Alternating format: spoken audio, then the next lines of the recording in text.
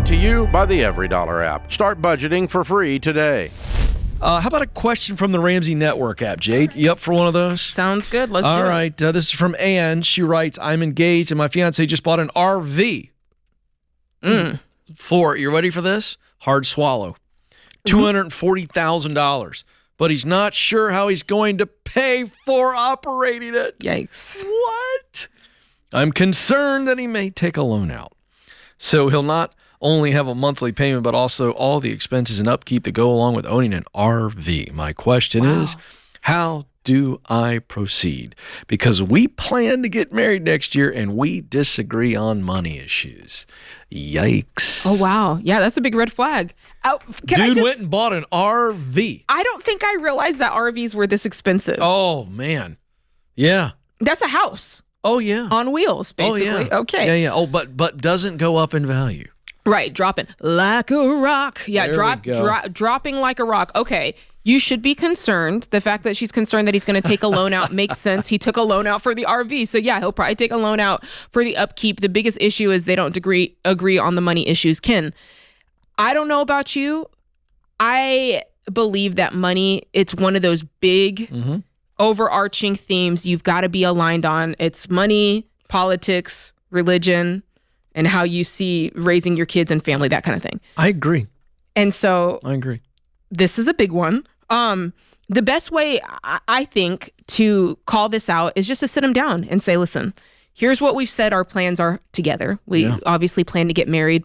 I've started noticing that you and I have different views on how we view money and how we view debt. Can you tell me a little bit more of how you see that playing out in the future? And maybe just kind of set them up with some questions. Hey, in the future, when we want a car, what do you think we would do? Would we try to save up and pay cash, or do you think we would take out a loan? And just kind of ask him, learn more about what he would say.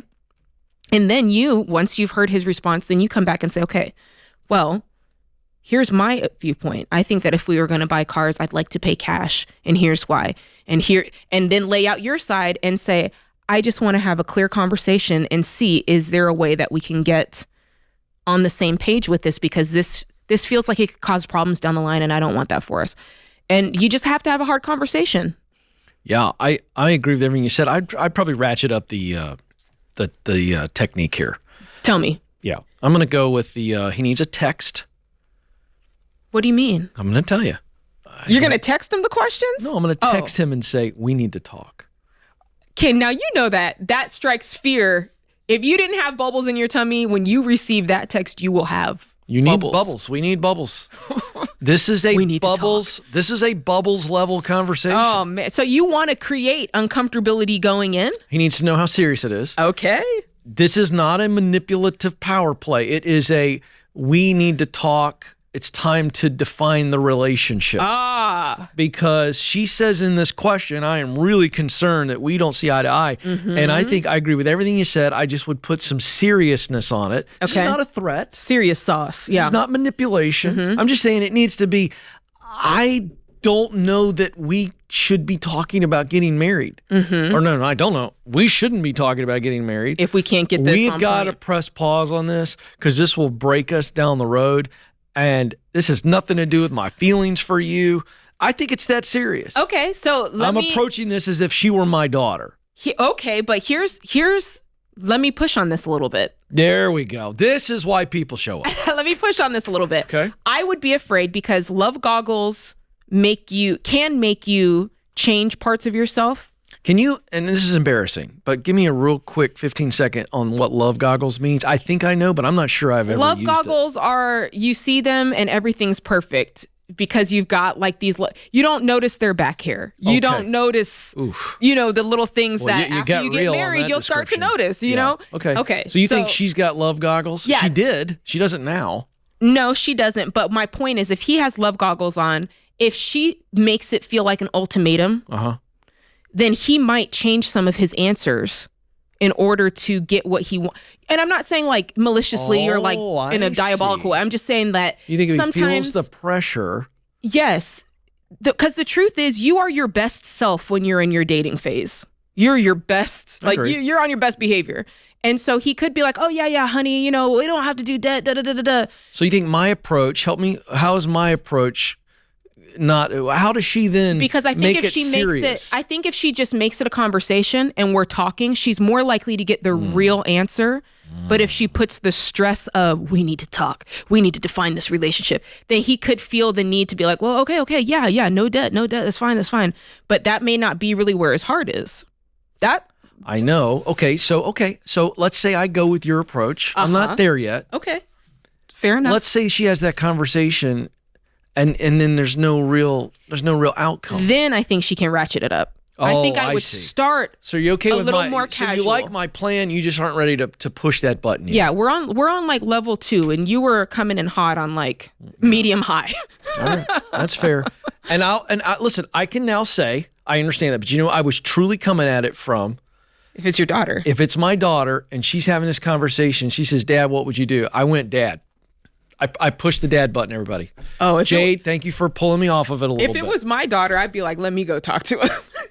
Oh, okay. Hello. You just took me and said, "Hold my beer," and I'm gonna kick the door down. All right. Very good. But you get my point. Yes, I do. I would say this.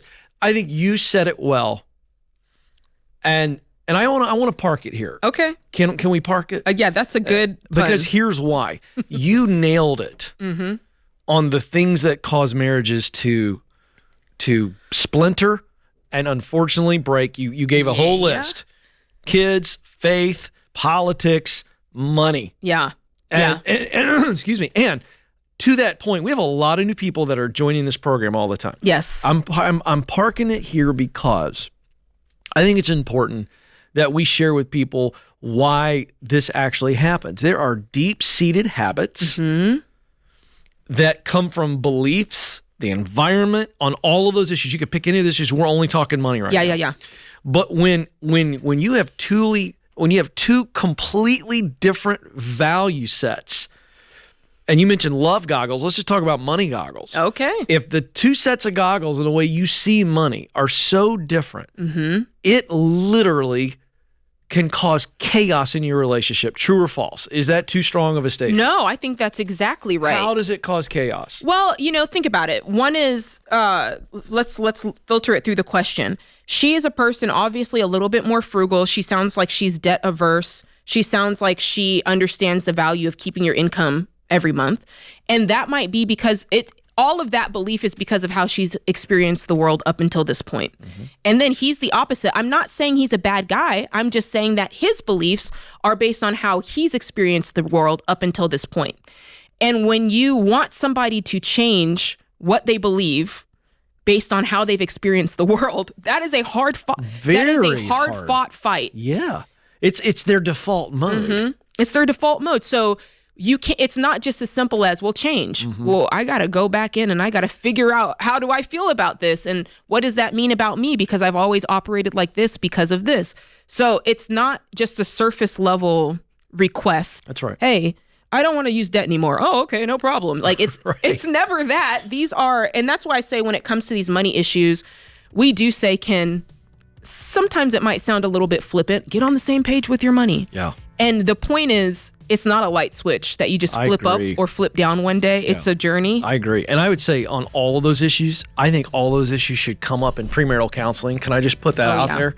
But I certainly believe money ought to. Just press pause. Don't get married until you get on the same page with this stuff. I think you're going to save yourself a ton of stress and everything else. My goodness, it's that important. So just a little relationship thing. We talk about this. Relationships and money, folks, you just cannot untie those. They are tied together whether you like it or not. So really good stuff. Create your free every dollar budget today, the simplest way to budget for your life.